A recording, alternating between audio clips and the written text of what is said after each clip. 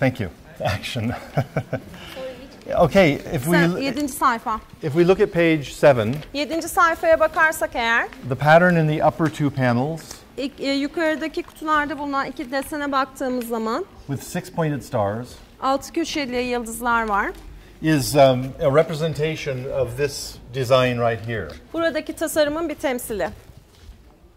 This design is very common. Again, it came from Khorasan, the region of Khorasan, with the Seljuks and the Karakhanids, the Seljuks, the Ghaznavids, and the Ghurids. In that period, this was produced. Bu gördüğünüz desen de bu motif de aslında Horasan bölgesinden geliyor. Selçuk döneminden, Gaznelilerden oldukça eski. And it spread from there. But it was also used at the same time, interestingly, in Spain in the 10th century, like around 980, the year, really, this is very early. So around the same time it was being used in Khorasan, it was also used in Spain. Very interesting. Aslında ilginç olan şey şu, Horasan'dan itibaren oradan çıkış noktası orası. Ama 10. yüzyılda yani 980'li yıllarda İspanya'da da kullanıldığını görüyoruz aynı desenin. So there are many examples of this pattern. Bu desenin çok fazla örneğini bulabilirsiniz. And this pattern can be made very easily on just a triangular grid. You can construct this pattern on a triangular grid very easily, but you can also make it with polygonal elements. Poligonal elemanlarla birlikte de yapabilirsiniz. Aynı zamanda üçgenler üzerinde de bu deseni çıkarmak oldukça kolay. O desenle buradaki desen aynı değil, aynı sistem. This pattern here and the pattern here are not the same. But she says the same system. The only difference is that this is rotated by 15 degrees. Burada 15 derecelik bir açıyla biraz rotasyon yani dönüş değiştirilmiş yönü ama baktığınızda aynısı. The 6 pointed stars on my illustration, the points are sticking straight up. Gördüğünüz gibi 6 köşeli yıldız var. Yukarıya gösteriyor uçları. And on this one they are turned 90 degrees, let's say. Burada diyelim ki 90 derecelik bir açıyla dönüştürülmüş durumda ve yatay. Forgive me. Yeah. Yeah. Ancak oranlar aynı değil. The proportions aren't the same. If you look at the hexagon, it's not an even hexagon. Buradaki heksagona bakacak olursanız bir düz yani bir bütün halde değil. It's elongated. Biraz daha yatay düzlemde uzatılmış bir halde. And this can also be made with a triangular grid. It wouldn't be difficult. Let me come on this side. The lengths here, this will be 1 unit, 1 unit, 1 unit, 1 unit. So this is 1, 1, 2, 1, 1, 2. So you could do this on a triangular grid. Yani bunu yine üçgen grid üzerinde de yapabilirsiniz. 1, 1, 2 şeklinde. Yine 1, 1, 2 şeklinde giden bir yapıyla. Yes? Maybe because if I have done a regular hexagon. In that case, the triangular will be very small. Yeah, like it is on this. Buradaki gibi aslında bir heksagonu ben düz şekilde yapmış olsaydım üçgen oldukça küçük olacaktı. What Jean-Marc is saying is true. By changing the proportions, it makes it opens up the size of the small triangles and makes it breathe more.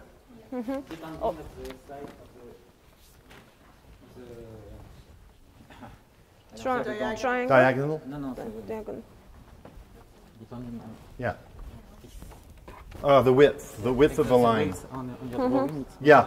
That also depends upon the length, the width of the drawing. Bu çizimdeki ene yani genişliğe bağlı olarak da değişiyor. In this case and in the excuse me.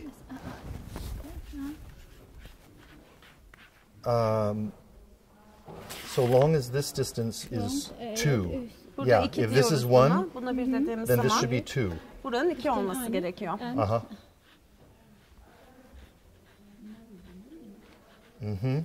Yes. Okay. Yeah. Yeah, please. Another way of looking at this design also. Yes? And that is as overlapping hexagons. I was just going to say, both of the patterns, what Carol is saying is anticipated what I was going to say. In both cases, this design of mine, which is a sort of a more common form than this, both of them are composed of the same feature, and that is of superimposed hexagons. Every element in the pattern comes from a hexagon. Burada Carol'ın da söylediği, aslında benim de söylemek istediğim şey şu. Ben biraz daha yaygın bir formunu bu desenin koydum. Ancak burada baktığınızda buradaki bütün elemanlar, bütün öğeler aslında bir heksagonun üzerine yerleştirilmiş durumda. Yani şuradan bahsetti. Şöyle. So, this is a simple pattern that you can recreate with just a simple triangular grid. Bunu basit bir şekilde üçgen grid üzerinde yapabilirsiniz. But also on page 1, Ancak birinci sayfada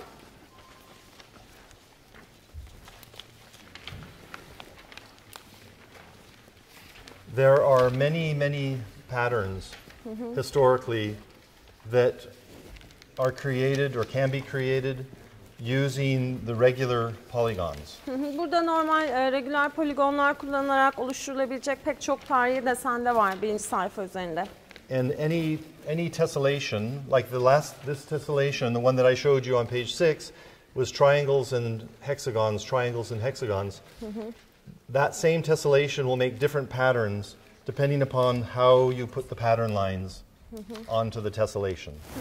Burada aslında yeniden oluştururken bu teselasyon üzerine az önce söylediğim gibi üçgen heksagonu koyduğunuzda buradakilerin yönünü değiştirdiğiniz zaman, yani bu desenlerin hattını değiştirdiğiniz zaman ortaya başka şekiller çıkacaktır.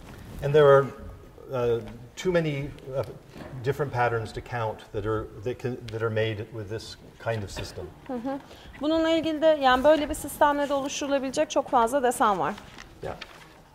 So I think I want to now, it's a little bit difficult because it's going to be so crowded, but on the outside of the entry arch coming in, there's a very lovely border pattern.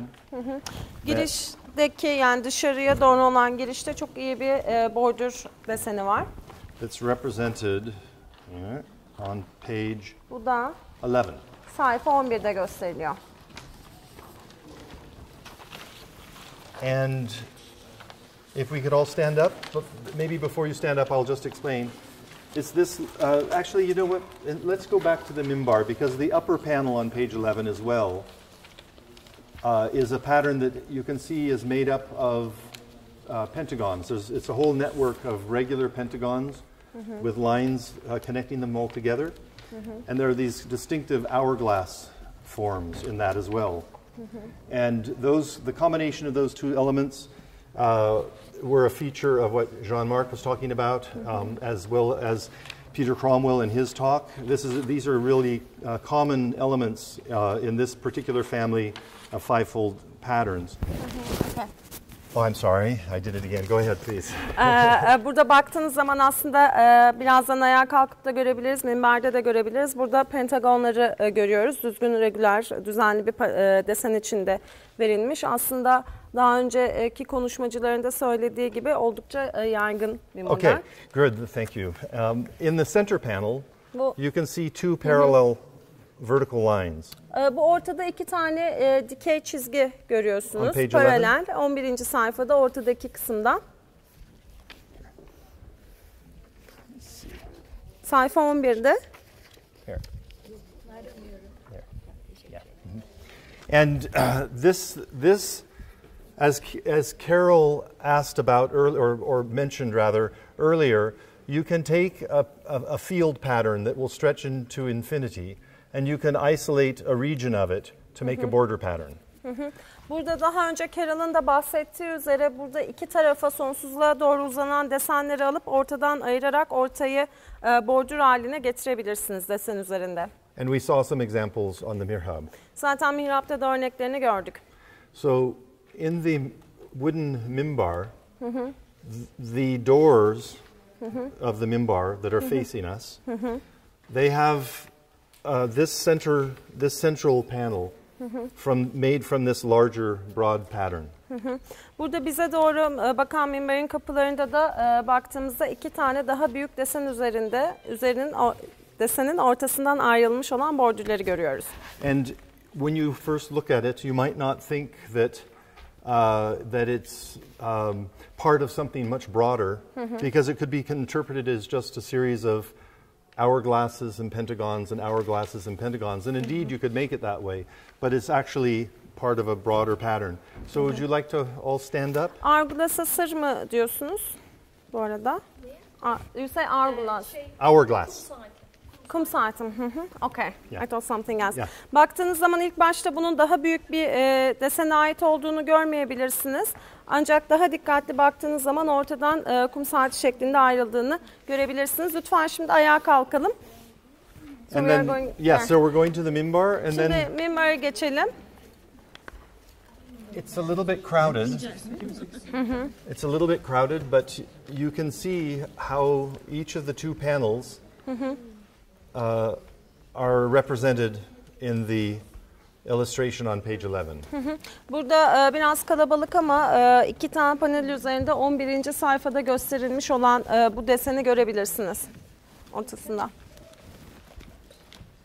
So this is a good example of a very simple pattern being used very effectively. Yani bu aslında çok basit bir desenin oldukça etkin bir şekilde kullanılmasını gösteren yine iyi bir örnek. And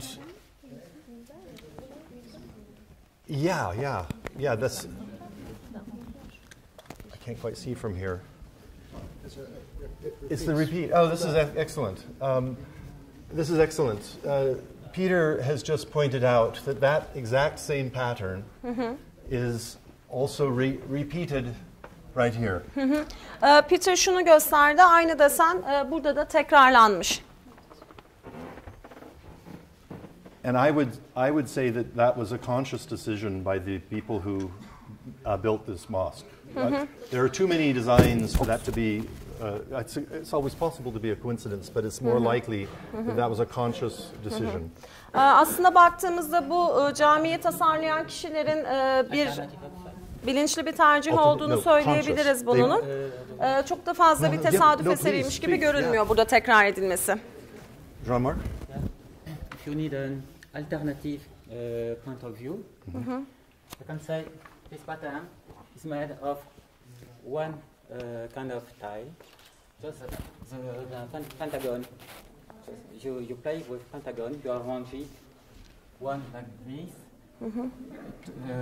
this one to this one, that one, that one, that one, that one, and repeat, and the whole. Yeah, it creates another shape. Yeah, the background is a product of the foreground. If you play with pentagon. Yeah.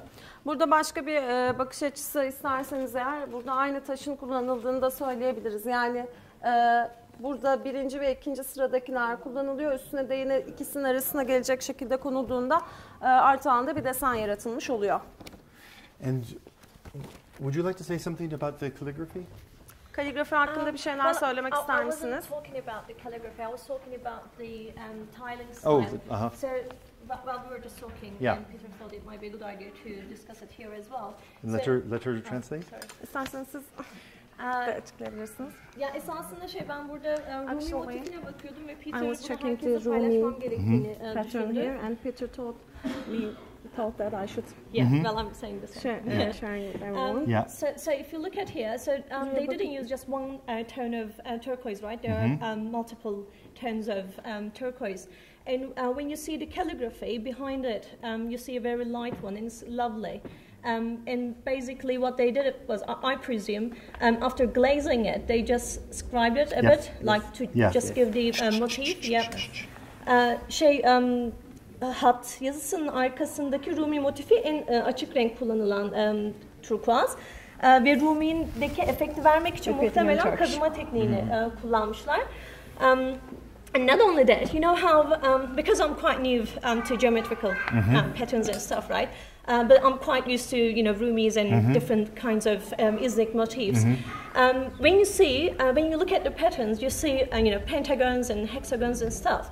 But also I'm interested in the way that they played with different tones of turquoise. So this is unique. And Darker. yeah, darker, and this And one, lighter. yeah, lighter.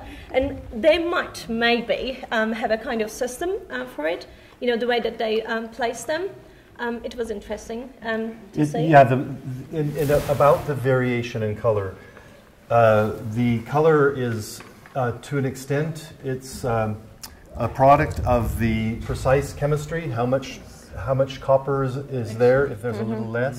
Yeah, but I think it was intentional. But I'm sure yes. they want it.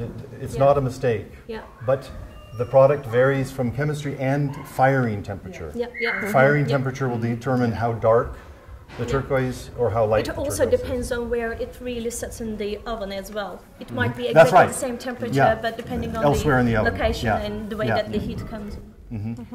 Burada turkuazın You wanna turkuazın kullanıldığı tonlardan bahsedildi. Burada bu koyu ton burada var. Yine açık ton var. Bunun hanımefendi hatalı olan bir şey değil. Aslında kasıtlı istenilerek oluşturulan renkler olduğunu. Bunun da içindeki turkuazda konulan bakırın oranıyla ilgili olduğu, aynı zamanda ısıtmayla ilgili ve yani hani aynı derecede ısıtılmış bile olsa fırınların lokasyonu farklıysa yine farklı renk verebileceğini, yani kimya ile ilgili olduğunu söyledi. And also, you know how you thought that this was to cover just a kind of mistake or just a kind of loop or something. But I also think that it's as intentional. It might be because here we have Rumi. Well, Rumi is translated as arabesque in English, but I don't like that translation. No, it's more a product of a region. Yeah, and I think it should be called Rumi because this is what we call as well. So here we have Rumi and a little bit of Rumi here, and then here. But inside these. Yeah, in these arches. Yeah. And here. there as well, yeah. And I kind of feel like, you know, it was kind of intentional, you know, for the artistic, you know, overall appearance. So. Bu tamamen sanatsal görünüm açısından baktığımız zaman burada Rumi'den kullanılmış, burada da neredeydi? Burada tekrar Rumi burada var tekrar ve burada var. Bunu şeyin tamamen genel sanatsal olarak hani yine kasıtlı yapılmış bir şey olduğunu söyleyebiliriz. And then, before moving on, as we're talking about the ceramics, which is very worthy of being spoken of, the technique for doing this work, I don't know in Turkey what it's called. In Iran, it's called muarak, and in Morocco, it's called zillage. And this was introduced. The Karate mosque in Konya has magnificent examples of this as well, and this technique is pretty simple. They make a flat tile, they glaze it. I'm sorry, they fire it so it's a biscuit tile. Then they glaze it with their color, either the turquoise or the manganese purple. And then they fire that, and they have a solid colored tile, no decoration, nothing. And then they take each piece. So each piece, here's a piece like this little L shape. You want to translate? Yeah. Burada baktığımız zaman buradaki bu yapının Karatay Camisi'nde de örnekleri var zaten. Çok iyi örnekleri. Nasıl Türkçe nasıl söylüyorsunuz bilmiyorum ama in Moroccan it is zillage. Zillage and in Muarak. Muarak İran'da da böyle söyleniliyormuş. Yapılan şey taş alınıyor, ısıtılıyor. Belli bir kısmı ısıtıldıktan sonra sırlanıyor. Burada turkuaz rengini alabiliyor ya da manganez moru. Mosaic. Mosaic. In English, it's usually called cut tile mosaic. Yani kesimli mozaik, kesme mozaikçilik diyoruz baktığımız zaman. Bu şekilde onun üzerinden ısıttıktan sonra, yani manganez moru ya da turkuaz rengini elde ettikten sonra, örneğin burada L şeklinde var. Oradan kesilerek alınıyor. So all the pieces are cut, and when the pieces are all cut, they turn them upside down. And by the way, when they cut them, they don't cut them vertically. If this is the bottom, if this is the surface of the glaze, they don't cut them vertically. They cut them with an angle. Because they then take all the pieces and they turn them upside down and assemble them on the ground. Assemble the whole piece on the ground, and then very carefully they pour plaster over the back to hold it in place. Then they take the panel and pick it up, a whole panel, and put it in. Bu aslında bir bütün halindeki bir panel ve ısıttıktan sonra diyelim ki bu alt kısmı sırın dikey olarak kesmiyorlar. Açılı bir şekilde kesiyorlar. Açılı şekilde kestikten sonra yere parça parça koyuyorlar. Üzerine plaster dedi, flanster yapıştırıcıyı alçıya yerleştiriyorlar ve bir bütün halinde çıkarıyorlar. And just speaking historically, the use of the turquoise came from the east, the Ghaznavids and Seljuks, again in Khorasan. Yine Horasan'da Selçuklular Gaznelilerin kullandığı oradan geliyor, doğudan geliyor turkuazın aslı. But it doesn't appear that they were doing the mosaic. They were doing solid tiles and putting them on the wall, often with high relief. But the first examples of the tile work, of the tile mosaic, appear to take place here in Anatolia. Aslında o zaman yani doğuda kullandıkları zaman bu şekilde kullanmıyorlardı kesme mozaikleri ve kesme mozaiklerin bu haliyle kullanımını ilk başta biz Anadolu'da görüyoruz. And Fayans şeklinde, yes. fayans tile. And then from here it went back to the east. Yine buradan aslında tekrar doğuya geri döndü. And with different groups eastward, like the Muzaffarids and the Ilkhanids, later dynasties. The Ilkhanids were very soon after this work. They came very soon after. They adopted this technique, and then it became the tremendous tradition in Iran. Aslında baktığımız zaman bu teknik buradan doğuya gittiğinde arkasından gelen yani oradaki diğer hükümdarlıklar çok çabuk çok kısa bir zamanda bu tekniği kullanmaya başladılar. Ve İran'da çok büyük bir gelenek haline geldi. With many colors and yani bunu çok farklı renklerle kullanmaya başladılar. And just one other thing. Yeah, just one sec. Just one other thing. Bir şey daha. In Iran and in Turkey, they do both geometric and floral very widely, and calligraphy very widely. Generally speaking, there are beautiful exceptions, but generally speaking in Morocco with the zillage, it's mostly, am I right? Mostly geometric. Fas'ta baktığımız zaman bu zillage dediğimiz orada zillage deniliyor çünkü. Genellikle Fas'ta bunu in Morocco they're using with geometry. Geometriyle kullanıyorlar ama Türkiye'de baktığımız zaman geometrik şekillerle bu şekilde çiçek motifleriyle ve aynı zamanda kaligrafiyle kullanıldığını görüyoruz. Rather than ordinary floral design, it is Rumi. Always, yeah. Because we have different, Kinds of floral. Yeah. Particularly. Yeah. Here in Iran, they have other Yazdi Bendi and a whole bunch of floral styles that they also do in the mosaic, but it's 200 or 300 years later than this.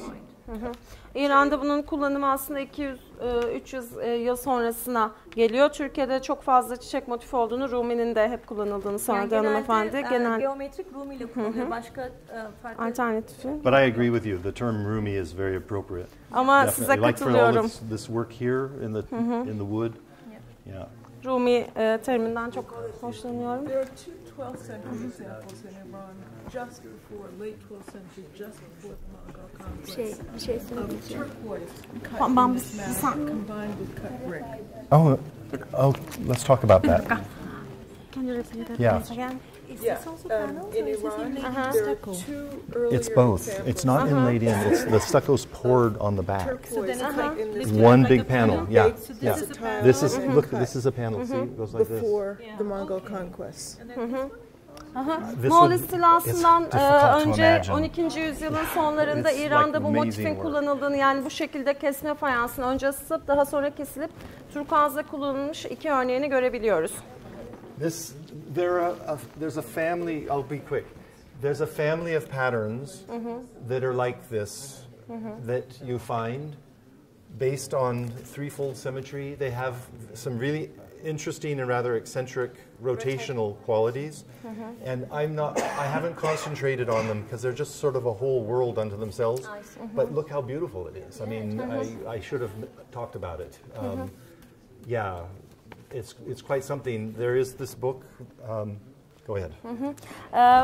Baktığımız zaman aslında benim de tabii bu konuda bunun üzerinde konuşuyor olmam gerekiyordu ama çok büyük bir dünya yatıyor altında. Genellikle eksantrik, rotasyonel bir takım niteliklere sahip.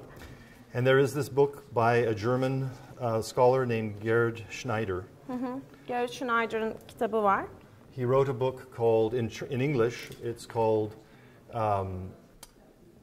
Anatolian Seljuk Geometric Patterns, Geometric Ornament of Asia Minor. Thank you. Geometric Ornament of Asia Minor. And it's, and then I'll finish. Yine Asya'da kullanılan geometric. Seljuk Geometric Ornament of Asia Minor. Asya'daki Selçukluları, Orta Doğu'daki Selçuklu süslemeleri isimli, Anadolu Selçukluların süslemeleri isimli bir kitap yazmış bir Alman. It was published over 30 years ago. It's out of print. 30 yıl önce yayımlanmış, şu an baskıda değil. They have a facsimile at the Design Center in Istanbul. If people want to see, you can see it there. But the reason I want to mention it is that he has done a survey of all the Seljuk monuments and all of the individual patterns, and he's drawn by hand very nicely each pattern, indicating every monument it exists in. And I mention this because he has a whole section on this kind of pattern used by Seljuk artists. There are 20 of them or 25 of them, something, large number. And he's drawn every one. Burada baktığımız zaman kitap içinde Selçuklulardan kalan bütün eserler incelenmiş ve bu kişi bütün desenleri incelemiş. Bu desenlerin hepsini de eliyle çizmiş. Kitapta yer alıyor. İstanbul'da faks halinde isteyebiliyorsunuz ve bunlardan 20-25 tane var. Yani çok yüksek sayıda. So, thank you very much